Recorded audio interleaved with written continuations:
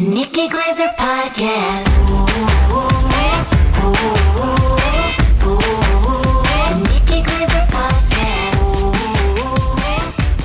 Hello, here I am. Welcome to the show. It's the Nikki Glaser Podcast. New week of shows. It's a special bonus episode. I don't even know if you guys know that it's a bonus episode, but it's an extra episode you get that we weren't supposed to do, but we're doing it. Brian Frangi's here. What's up, Brian? Nothing much. I'm just, I do want to share this thing top line. Top it off. Top line. So I said in the last episode or something that my micronutrient test came back and was low in selenium. Uh-huh. And we were all like, who gives a shit? I get a message on Instagram from a bestie named Britt who said, I have a condition that gives me low selenium, and the solution is I eat 3 Brazil nuts a day. That sounds like Tom Brady's diet. Okay. And I was like, that's all it takes is 3 Brazil nuts? If that's all it takes, great. I know. Isn't that crazy, though? Yeah, I mean, Thank you, Britt. But 3 Brazil nuts. So I've been eating 3 Brazil nuts a day, and I'm going to test my selenium again, and we'll see if it works. What are the side effects of low selenium? Like, who cares? I think selenium regulates your hemoglobin. Okay. God damn it. I almost made a call today to get some blood work done, but I didn't get to that part of my to-do list, so it's not going to happen at all, maybe, ever.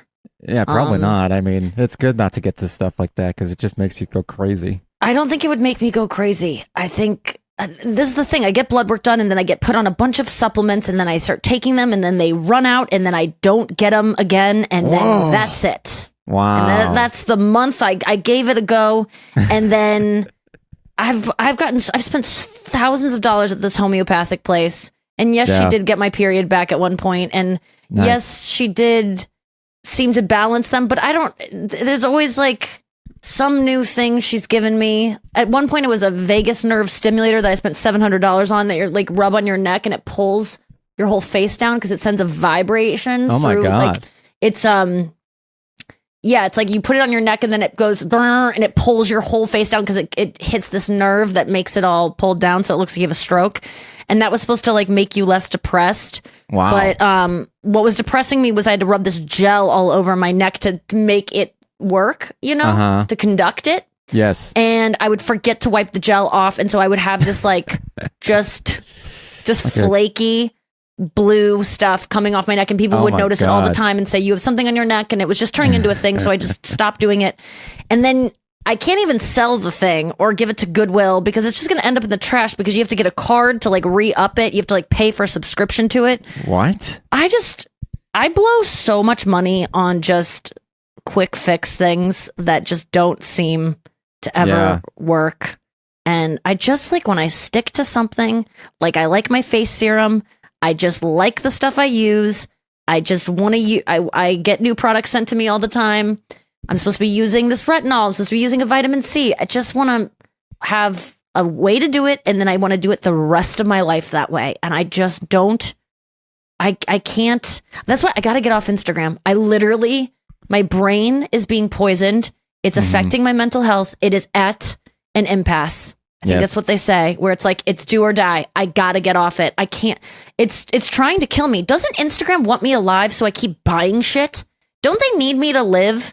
Because it's really breaking my soul. Because I'm tired of seeing women's torsos getting longer and longer. And just women are they just know what I want to look like, I think. And they just keep stretching women out and showing me the most stretchy women. I sent a picture. I was in a video of a girl to Tanya yesterday who looked like Slender Man. She was so long. She must have had Marfans or something, but in like all the right places, And it was just like... And then I read and then the comments depress me because there's always, even the ones that are body positive, the Instagram posts that are body positive, you go in the comments and there's mean people in them saying exactly the opposite, and so it just takes away anything it just gave you. And I just don't know how people continue. Like comments that are like, I like a woman with short stubby arms when it's a long and a long torso. Isn't that a song? And then I think so. But there was like one yesterday, there was like a girl that was like, beauty can come in both sizes, and it's like a fat girl with her thin friend, and they're both wearing kind of the same outfit and they're doing the same dance. And it's like both can be beautiful. And then all the comments were like, I'll take the left, please. And it was obviously the thin girl. And it was just like all just reiterating so exactly what I already think people want. And like, it was just a bummer. And But it was like, didn't oh, they because I thought the know? comments might say, wow, the girl on the right is super sexy. And like, maybe it would like validate the things that I want to be true. And it just was just, and then it's just people being mean to those people and being like, and then the people that are mean to the guys that are commenting, I don't even like. Like, I don't like any of it. It just makes, it's all just negative. anger. I mean, It's so regardless of mean. how beautiful the girl on the right is, right? She was must beautiful. have, right? But she But she had must a have belly. known. She must have known that this was going to be the result. Like, it's the internet. How could you expect the internet to do anything else? Because I think there's a lot of positivity out there when it comes to this body image stuff. Like, there are good comments, and maybe there's some people out there that really can focus on the good and not see the bad. And then, there was another video that I sent to Anya of a girl that was bald and had a cleft palate, and she was doing this like video about where she's like naked on a stool. People have probably seen, girls have probably seen these, where a girl gets like naked and she's on a stool and she's just talking about how beautiful her body is, and it's either like a beautiful girl or a girl that's like not conventionally beautiful, and talking about the struggles of it.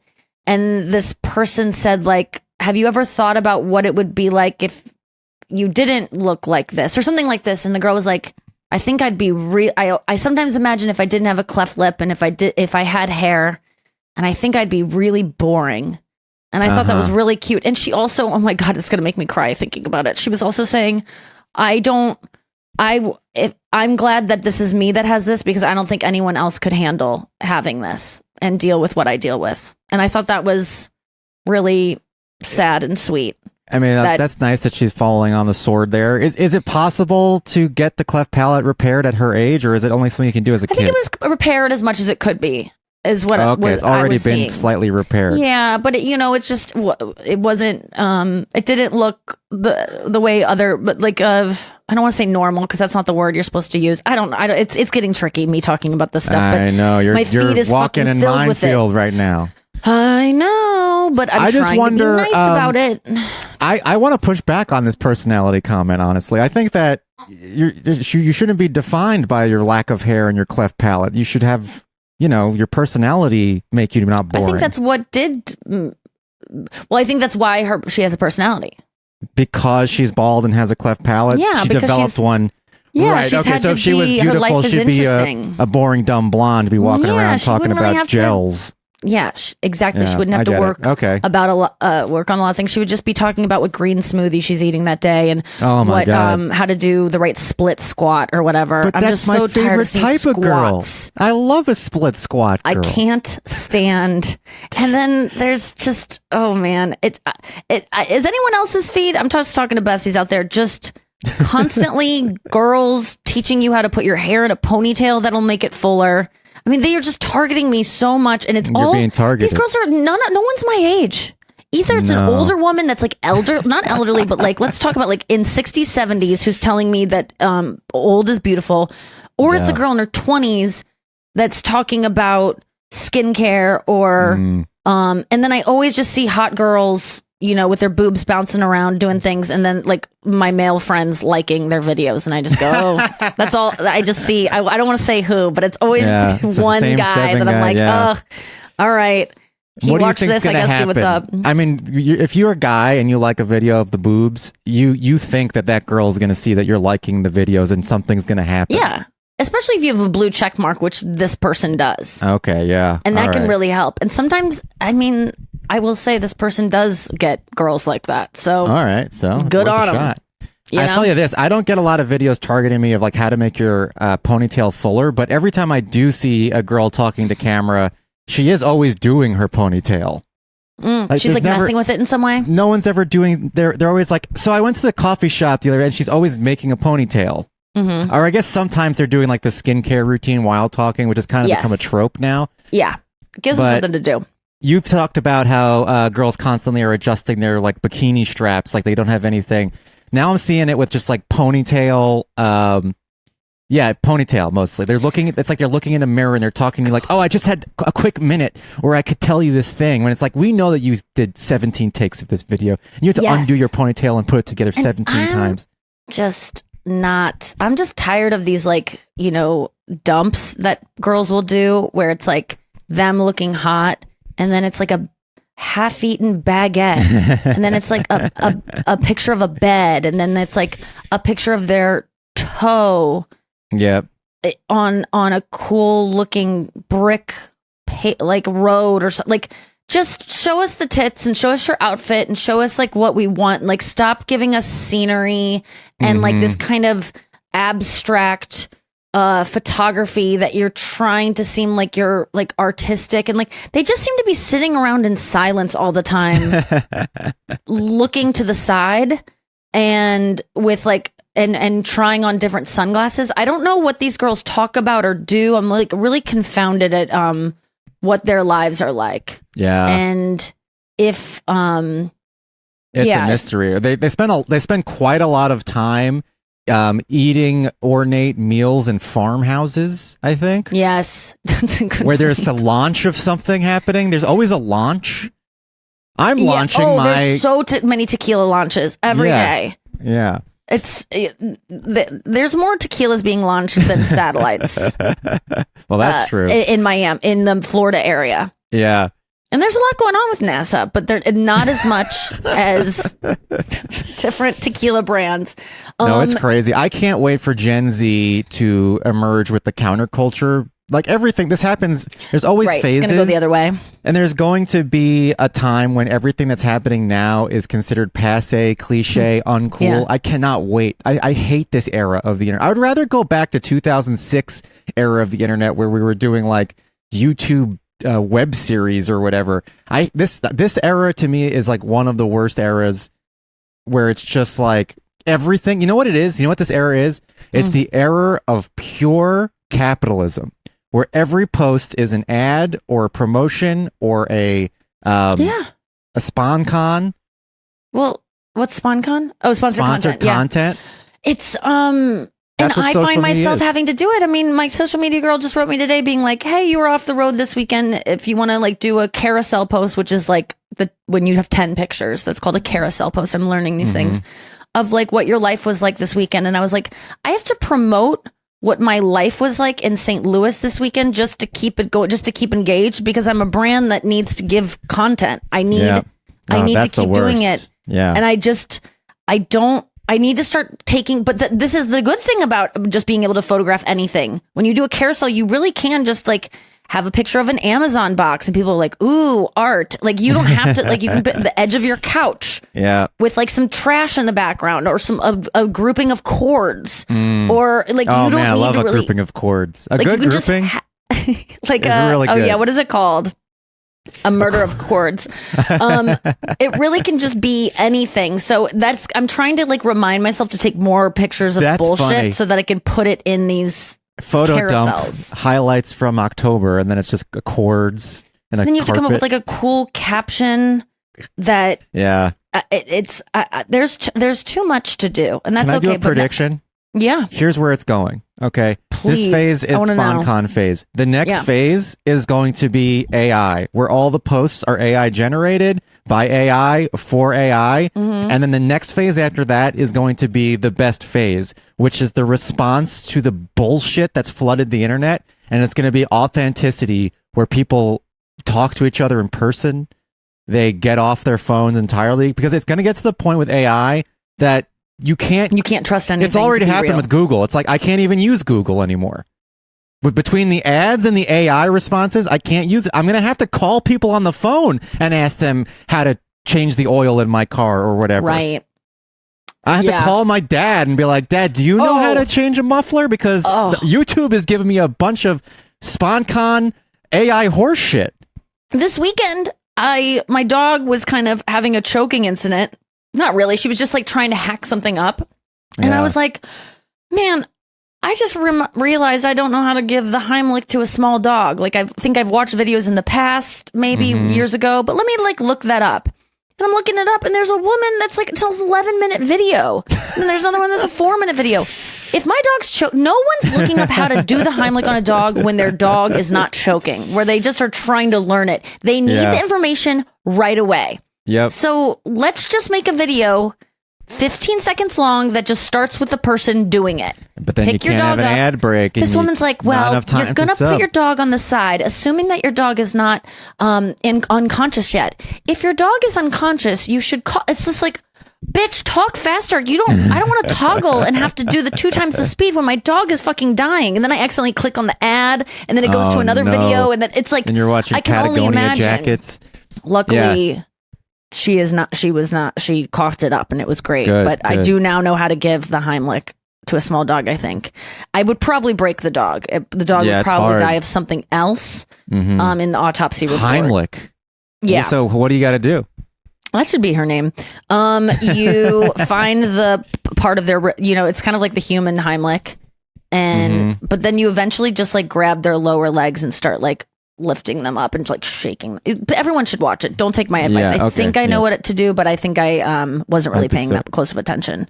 Like I do of every video I watch. I was probably watching 13 things at the same time. Are you watching the Olympics? Oh yeah, of course I am.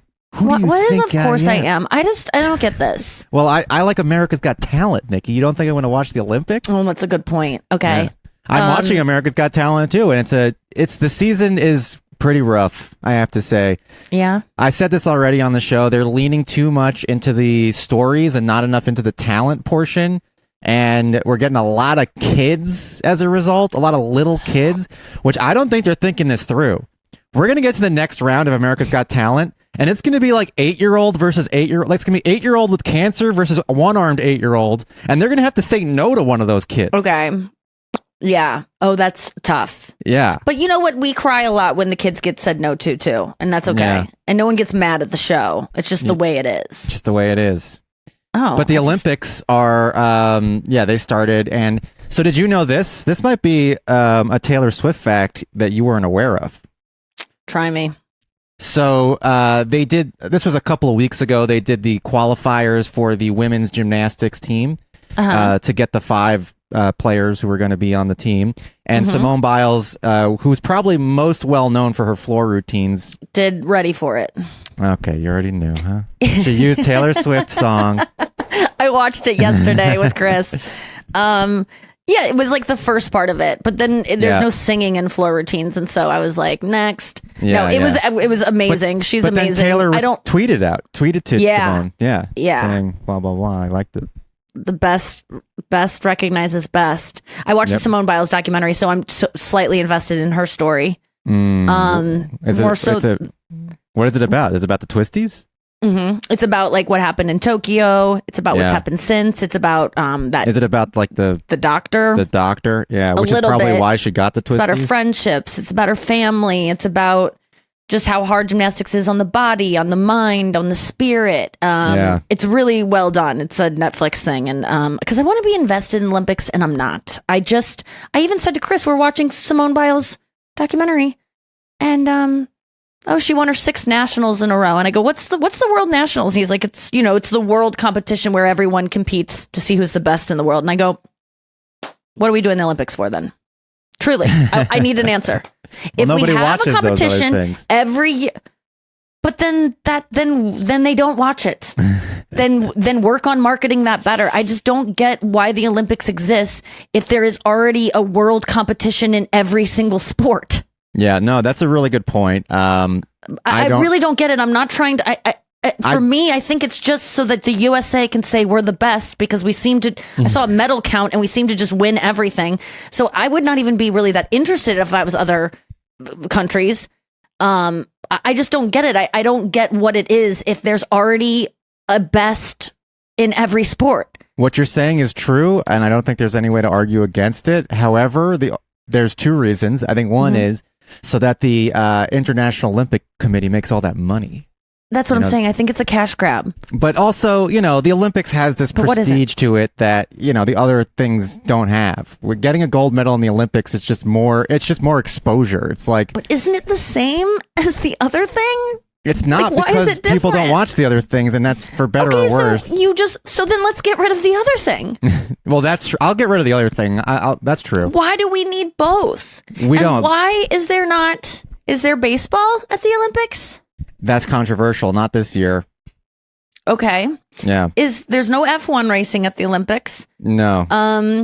I just don't believe that I just don't understand why people are already suddenly like fans of women's badminton pairs, doubles or whatever. Like it seems insincere fun. that all of a sudden we're into this thing that no one gave a fuck about for 4 years. So true. It seems insincere. I can't argue with you. And I think it seems fake. And I just don't like, suddenly every 4 years we get super patriotic and we act like we care about all these sports we didn't care about a month ago. Yes.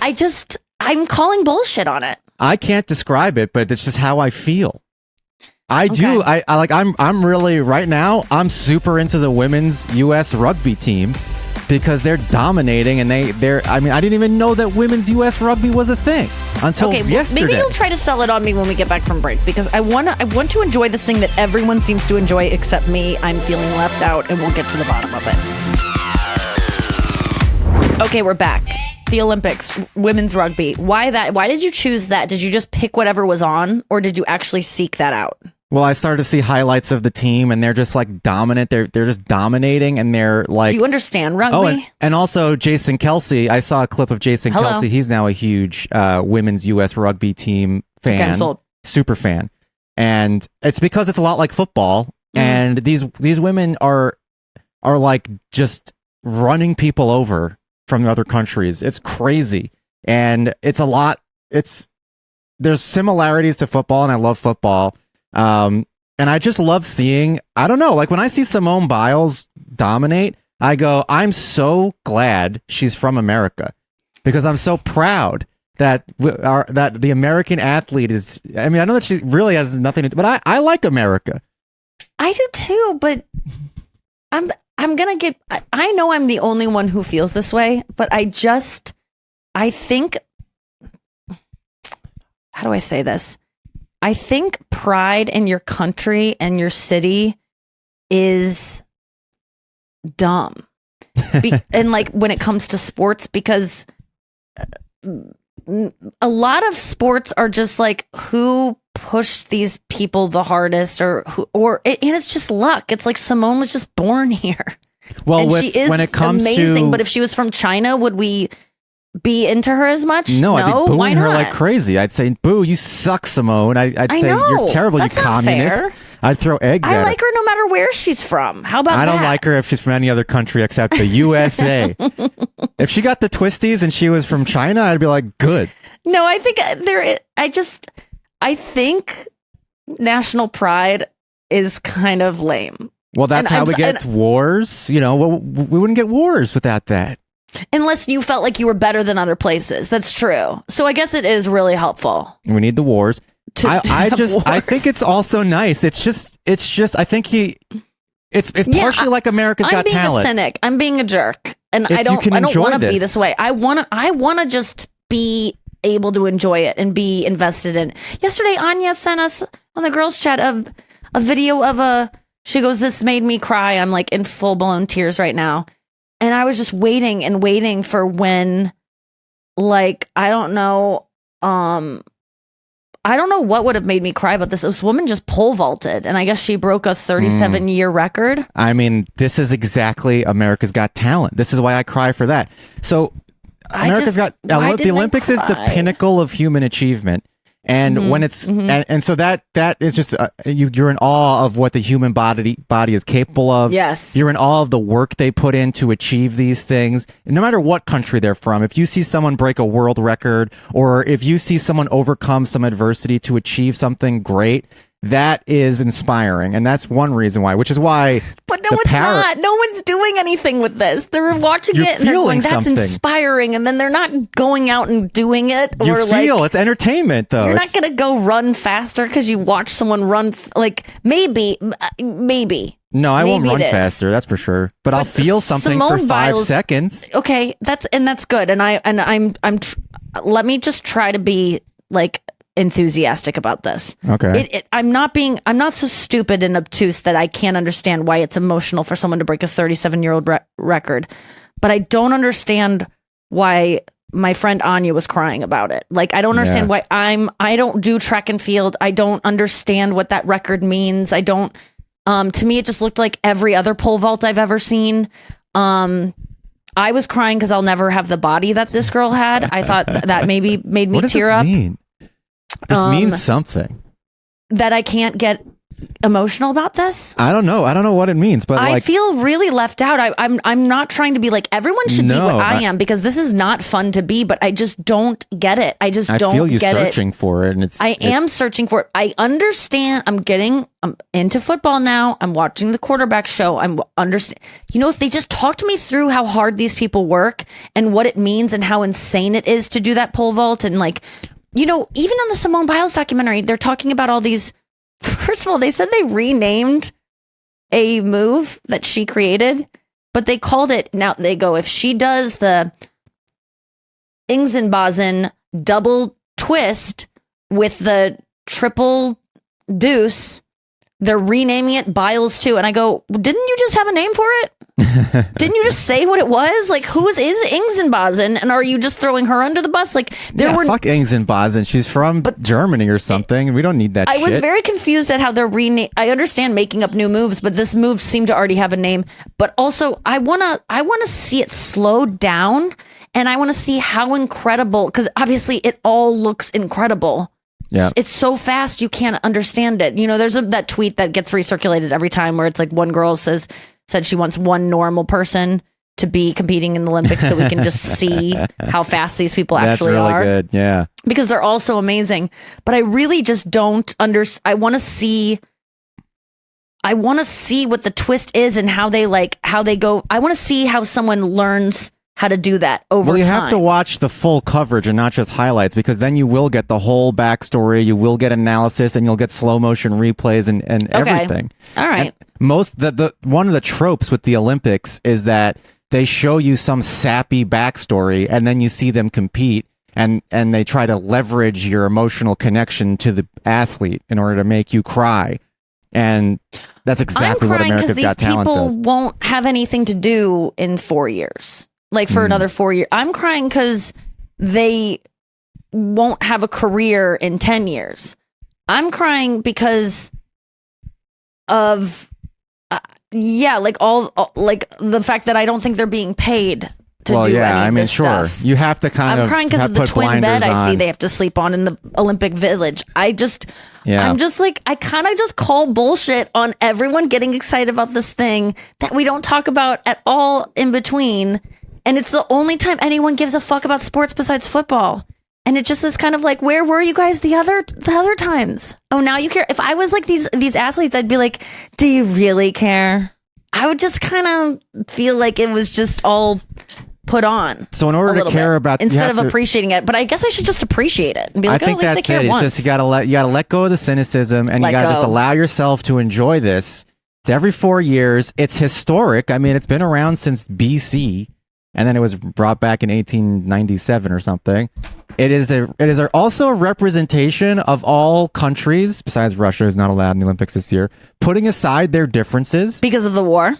Yeah, so they've been banned from the Olympics many times. And like in the last Olympics, what's your dog doing? Sorry, my dog is like on the table taking this table has just been depleted of things that are on it, the little knickknacks. And she just found the hedgehog that we bought at one point that was stuffed hedgehog, and she found it, and now she is on the table showing the other dogs what she's found and just taunting them with it and just getting into mischief. Has no idea that there is a podcast, no respect for the podcast. She's treating this podcast like we treat sports 4 years, like we treat badminton on the off years. Yes, on the off years. I'll try to get into it. There's too many things to be into. I just don't know how people have all this time to watch all this stuff. Well, that is, time is an issue. It's only 2 weeks every 4 years that you gotta, and you don't have to watch all of it. But no, with the Russia thing, Russia's been banned from the Olympics many times. The last time they were banned was because of the doping scandals. Like they can't seem to follow the rules with giving their athletes drugs.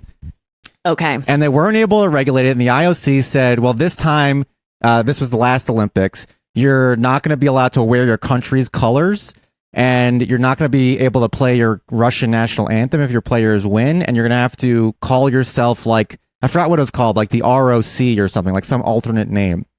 But everybody knew that it was still Russia. That's so weird that they were like, they just take away all the things that would celebrate you, but you can still compete? You can still compete. Right. So, but it was still Russia. And so when you had the medal count is generally a race between the three like major superpowers in the world. Russian athletes. Yeah. So it's Russia, China, and the US are always the top three. And usually it's like who's going to win, Russia or US or China or the US. Never really Russia or China, unless it's in Russia or in China. Then it's usually home field advantage. But this year at the Olympics, because of the Ukraine war, Russia is not even allowed to compete as a team. If you are a Russian athlete in certain events, in only certain events, you're allowed to compete as an individual just for yourself, and it doesn't count towards Russia's medal count. So if you look at the medal count, Russia is not going to be on it this year. So gymnasts, if you're a Russian gymnast, you can still compete, but and you get a medal, but Russia won't get it. I don't know which sports it applies to, but in certain sports you can, and in certain sports you're just not even allowed to play. Okay, and then will you tell me this? Why? My driver in Vegas last weekend told me like, oh, did you see the women's basketball game last night? The Olympic team played the All-Star team, and the All-Star team won. And I go, why don't we switch teams then and send that one? I'm serious. What's going on here? Yeah, I mean... And why is Caitlin Clark not on the Olympic team? That's controversy. Because when they made the team, Caitlin Clark wasn't performing as well as she is now. I think probably her not making the Olympic team inspired her to become great in the WNBA. Okay. It was that adversity, because the coach of the Olympic team came out and said, if we were to make the team today, Caitlin Clark would be on it. But when we did make the team, she wasn't the best. She was mid Caitlin Clark. All right. Yeah. I still don't get it. I don't get any of it. Like, I don't get why certain you know what? Okay, basketball team. How do they decide who makes it? Who makes the basketball? It's like voting. Who decides who picks? It's like the coaches, and it's kind of just like there's a committee who just selects the players. And then why would they ever have the women's Olympic team play another team? Just like, why would they ever show us that they're sending a lesser group of girls? Yeah, no, not lesser, but like whatever. That night they were lesser. That's and then someone told me, oh no, they let them win because they didn't. Because they weren't playing that hard because they were saving it up for the Olympics or something. I don't know. Does that make sense? It does, because the team that's not going to the Olympics has nothing else to play for except to beat the Olympic team to prove that they should have gone to the Olympics, whereas the other team is like... Why do they have that game to sell tickets, I guess? Is it just money? It's all about capitalism, Nikki. All of these things wouldn't exist right now anyway if it wasn't for capitalism. Okay, There is a group of international men called the IOC who is solely responsible for torturing these teenagers so that they can make billions of dollars. Would you let your kid do gymnastics? Yeah, I would force my kid to do gymnastics. I think that's the only way you can do it. Yeah, I would put her into the gulag at age 4 and say, if you don't come out with a gold medal, I'm going to pretend you don't have a father. It would be really hard to be, because every athlete wants to be the best to ever do it, I would think, right? Yeah. You got to be tortured a little bit.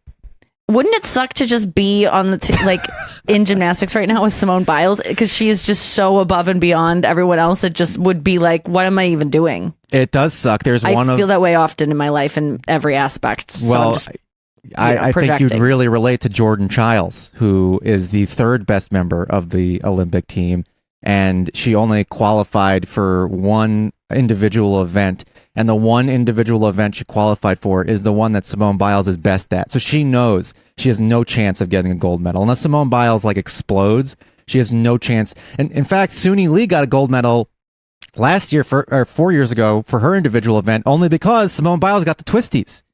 Yeah. Can you imagine being the 3rd best at something? The 3rd best at something. It's like, did you ever see Good Will Hunting? Yeah.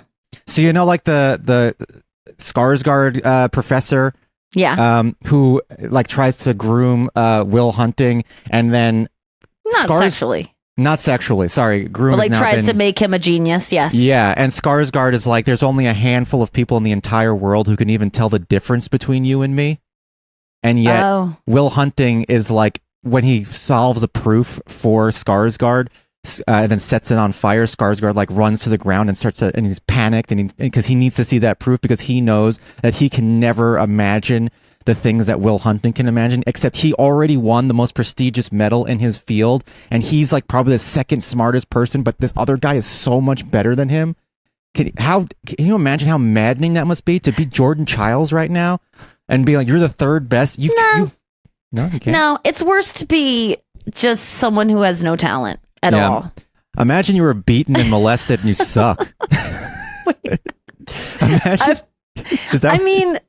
It would. There is a part of me that keeps watching this documentary, and they just keep saying Simone Biles is the greatest to ever do it. They're once in a lifetime athlete. No one will ever touch her for the rest of our lifetimes. Like, it's insane what she's capable of.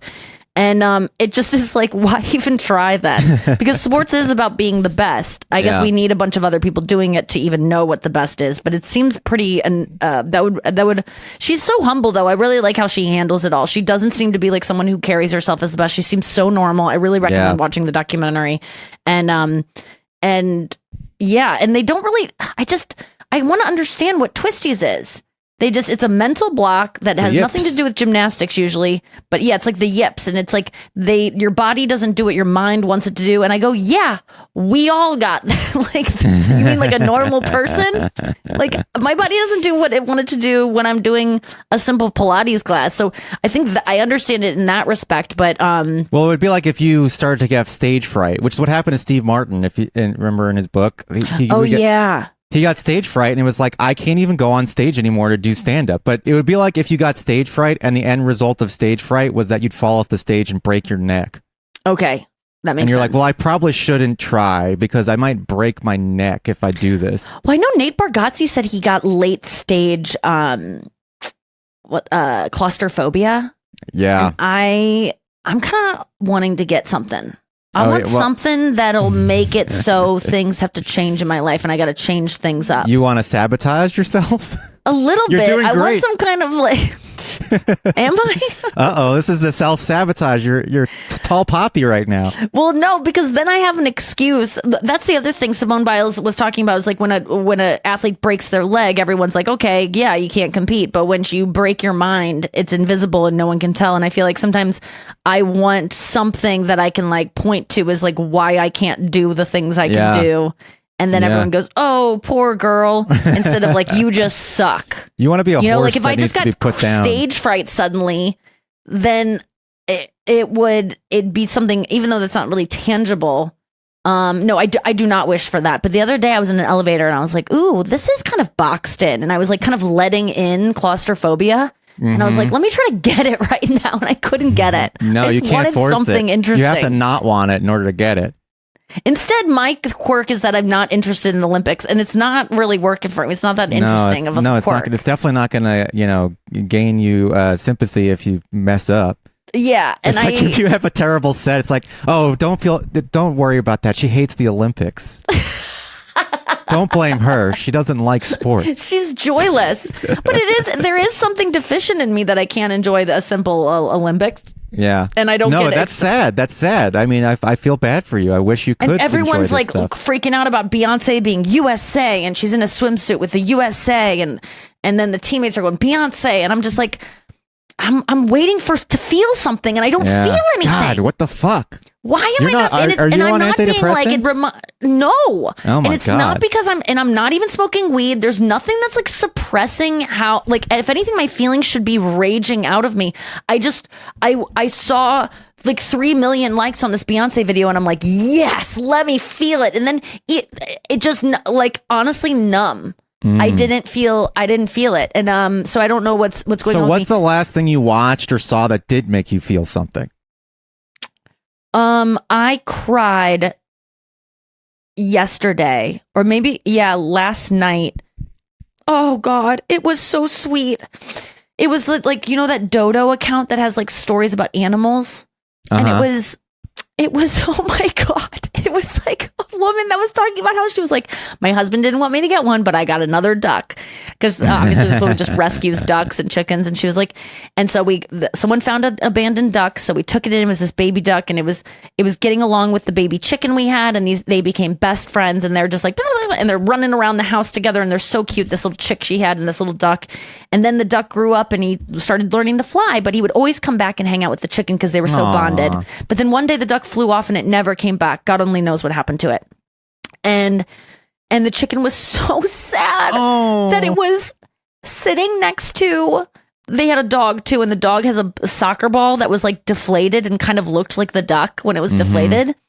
And it just was sitting next to this deflated soccer ball. And I started crying because it just wanted to be friends with this thing that's like not giving it anything back. You know, like, it's just so sad when animals, I'm going to cry now thinking about it. Like animals like want to be friends with something and it's like dead next to it. It was just so sad. And so then it was a happy ending because then the dog stepped in and was friends with the chicken, and it was friends.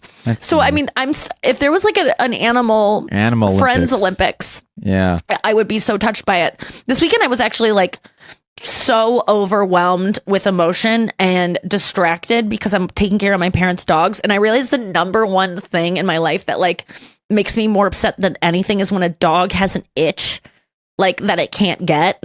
Oh my God. I just can't fucking handle it. Yeah. Like if I ever see my dog scratching at anything, I instantly start getting the scratch for them so they can just relax. Like there's nothing worse than a dog, like, you know, when you like have to doing a back bend just so you can scratch your ankle. Can you imagine like the pain in your spine? Because this thing is like gnawing at you.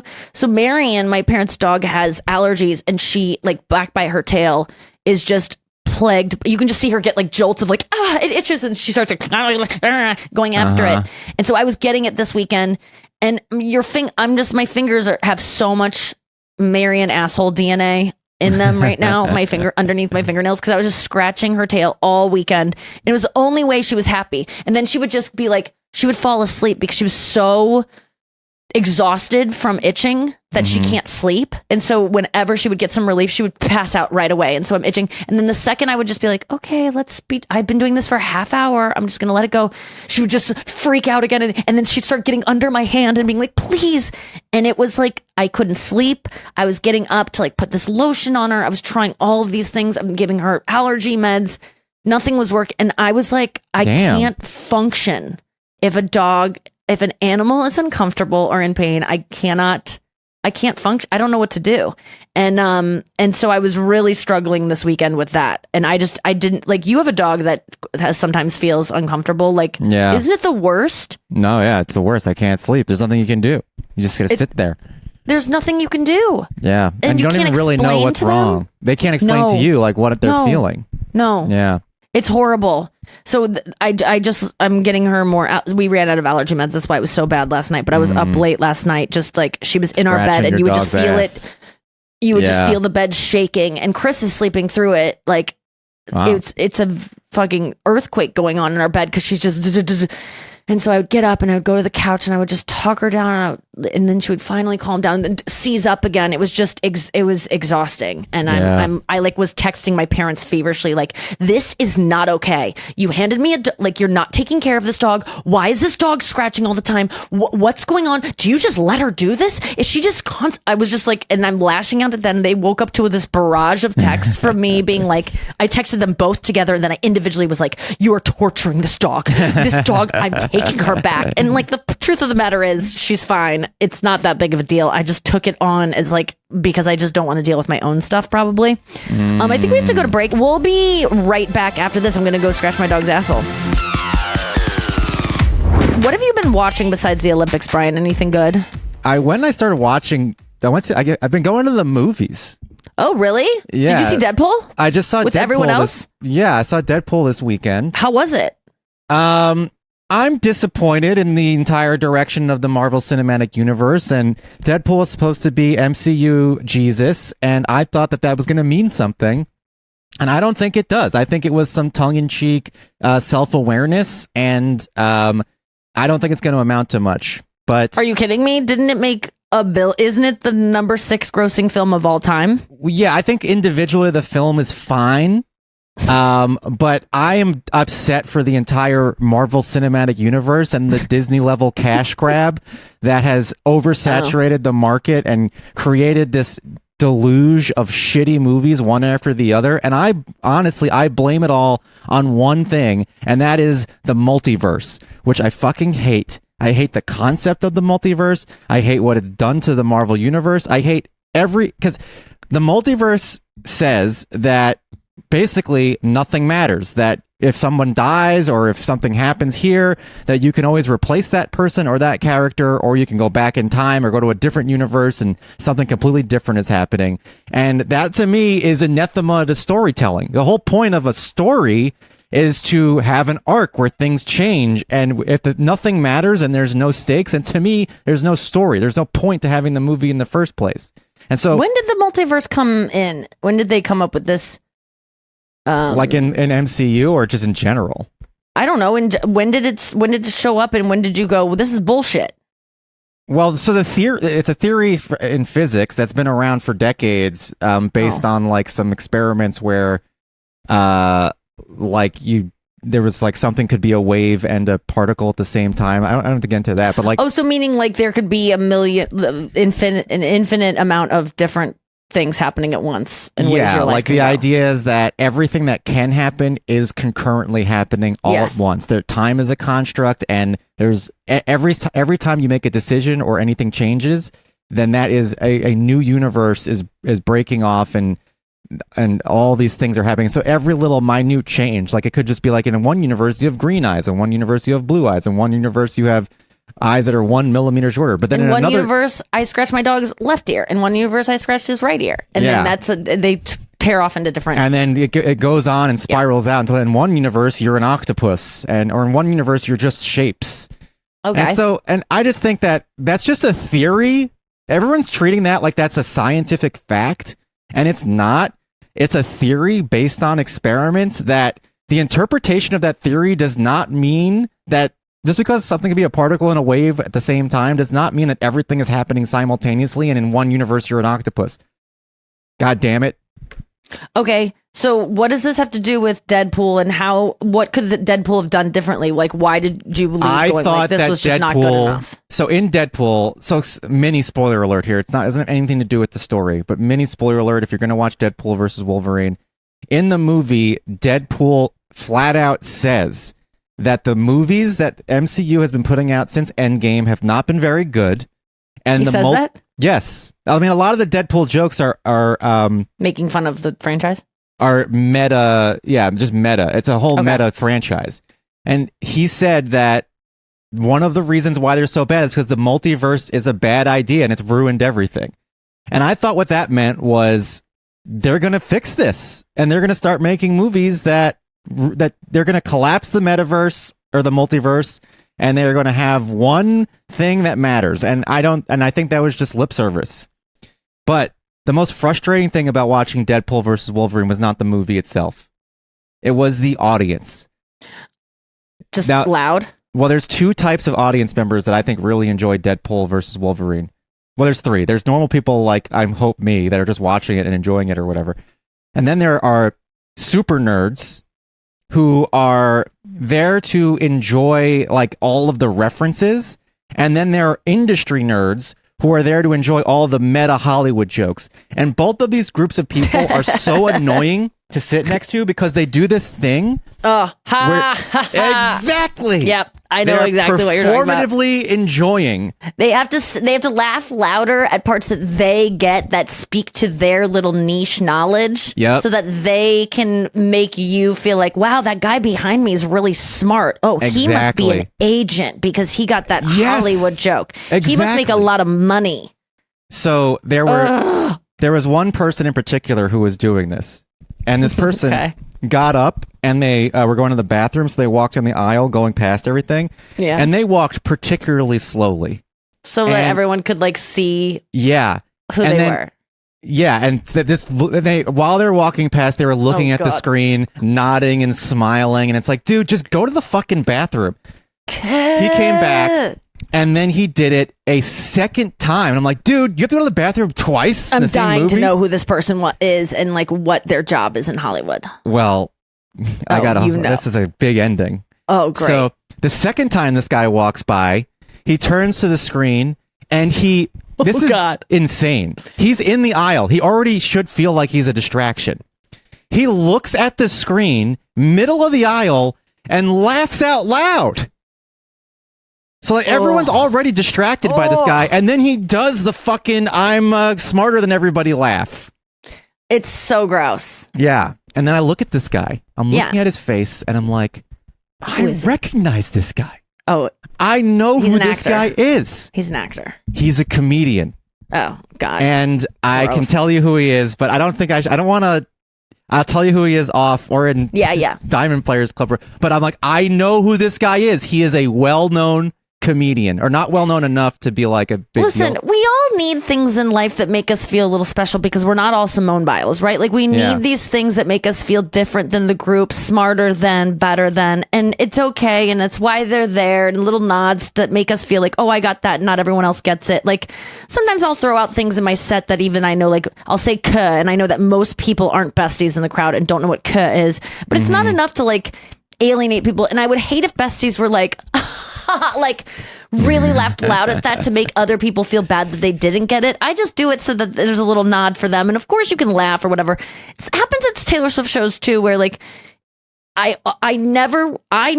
probably, you know, top 1% of Swifties in a crowd in terms of like what I know, maybe top 2% of like my knowledge and stuff, but I don't care if someone doesn't know. And in fact, I want, when Taylor says like a joke or there's some kind of reference to something, I instantly tell the people I'm around so that they are then filled in on it, which is not exactly what you should do in this movie or whatever, but it is so when people are desperate to like seem smarter than, or I mean, I've done it sometimes if I'm at a comedy show where like there's like a joke that only comics get and I'll laugh extra loud, but I'm kind of doing it to let that comic feel like they got to laugh. Sure. I'm not so much doing it for myself, but we can't all be perfect, and we all are definitely seeking some validation and feeling special, and that gives it to us sometimes, but just tone it down a little bit.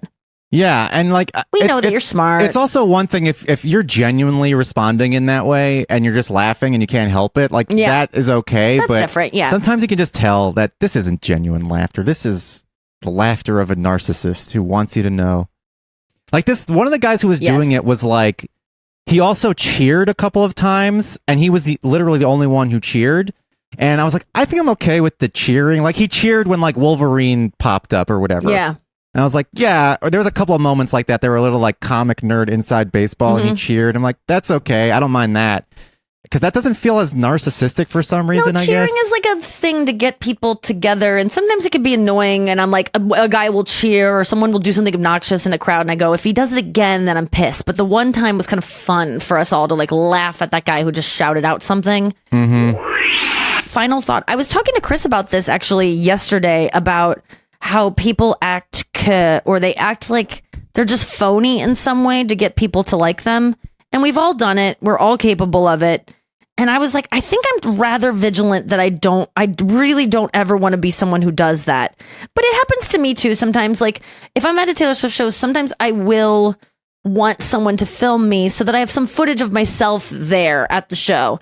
And when the camera's on me, when I know someone's filming me, maybe I'll play it up a little bit more how I'm singing or dancing.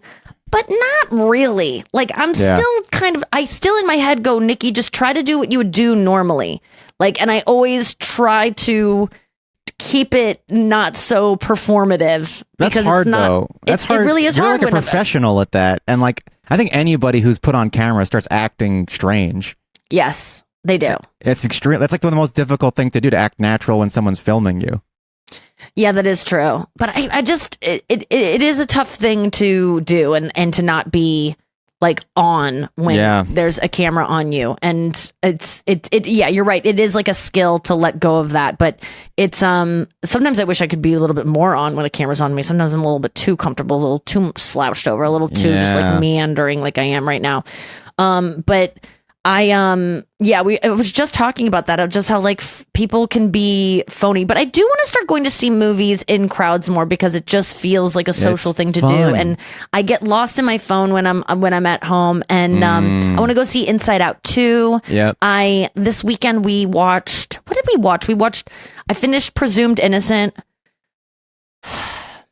And I can't have opinions about you. It's like the Tina Fey thing that she said to Bowen Yang, like, you're too famous to have opinions about art anymore. Did you ever see that clip where she was like, you can't do this, you're gonna run into these people, right? You don't get to, you reach a certain level of fame, you don't get to have real opinions about things you consume. Yeah, because you're gonna work with these people potentially. So I can't share my opinion of it. I actually really did enjoy it. I did predict the ending. Chris and I do this really fun thing where we just constantly pause the thing and go, what do you think is going to happen? And we always try to predict what's going to happen. And it just gives it some stakes. It's very much enjoyable. Yeah. But the ending was insane. I wish I could share my thoughts about it.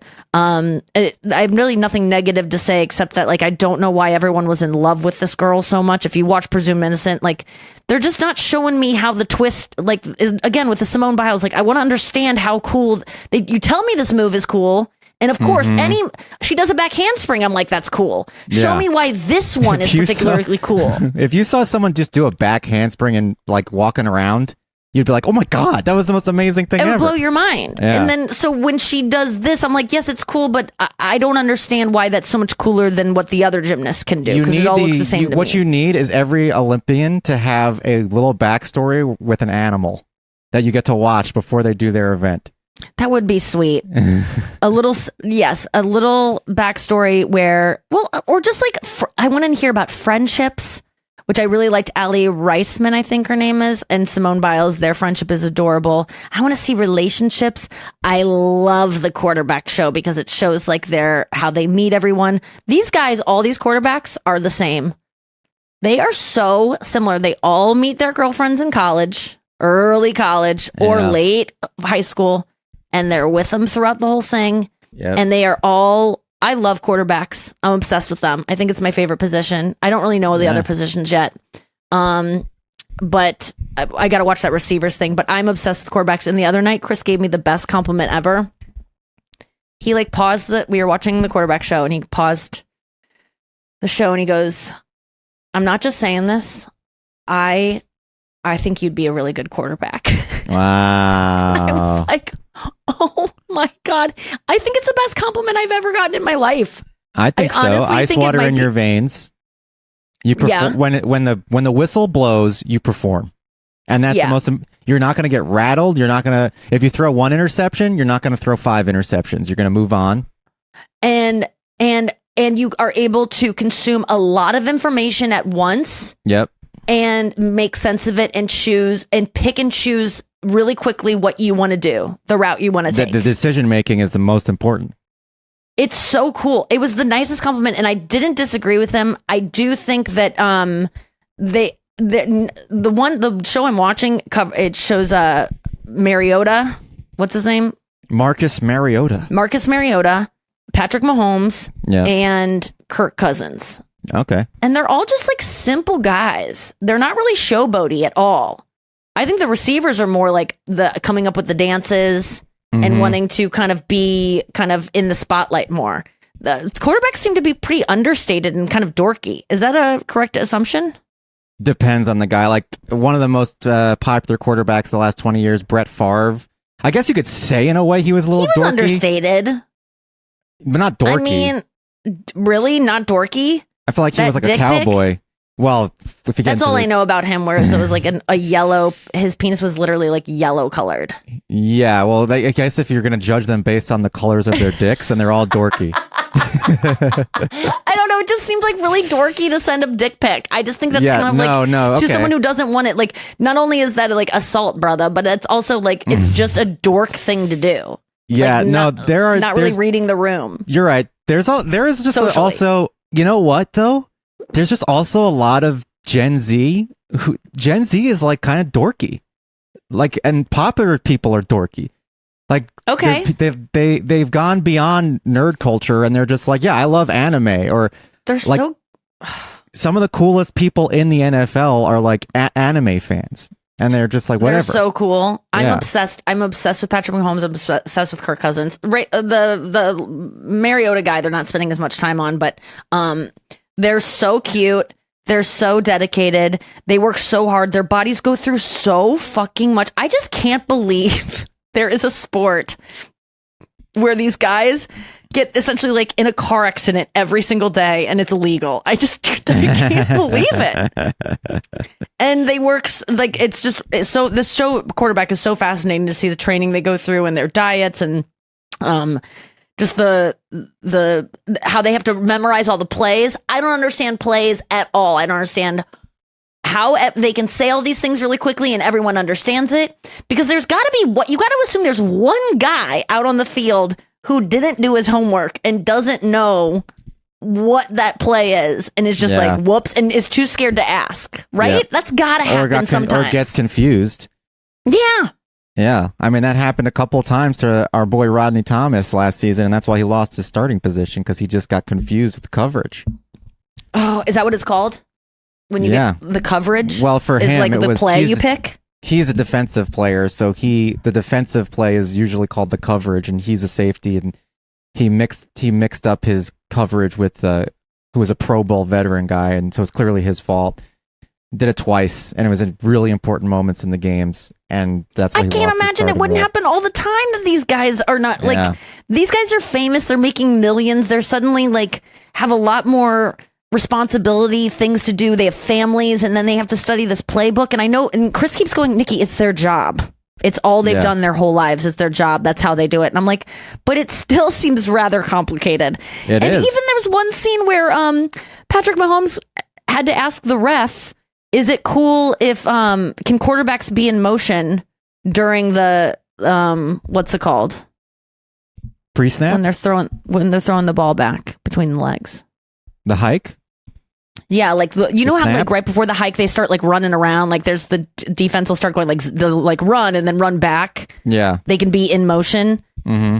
Well, offensive players can be in motion too. He didn't know if quarterbacks could be in motion. He literally had to ask the ref. Who did? Patrick Mahomes. Really? Yes. Wow. And I go, Chris, why didn't he know that? He's like, because it's like the rules are sometimes unclear. Well, because that is because normally quarterbacks never go in motion. They'll right, that's what Chris said. They can go from under center to shotgun, which is just like a few steps behind the center. And then it was probably some wacky Andy Reid play, because he always does wacky plays that like no one's ever done before. And he like wasn't sure if that's even legal. So yeah, I guess that makes sense in that situation. It made me feel seen because I didn't know either. Yeah, there's new things coming up that I don't understand all the time in football. It's really fascinating. I'm slowly chugging along trying to understand it, but I'm getting way better at it. Way better, but it's still so confusing. All right, we have to go. Thank you for joining us for this bonus episode. These dogs lasted the whole time. I'm so proud of them. Yeah.